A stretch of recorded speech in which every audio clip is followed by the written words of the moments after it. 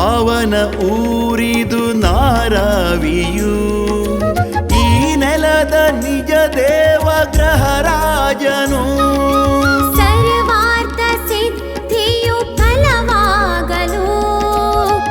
ಕಾರ್ತಿಕ ಪೂಜೆಯ ನಾ ಸಲ್ಲಿಸಲು ಶುಭ ಸಿಂಹ ಮಾಸದ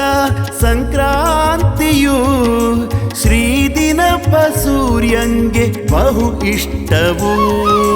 ಶುಭ ಸಿಂಹ ಮಾಸದ ಸಂಕ್ರಾಂತಿಯು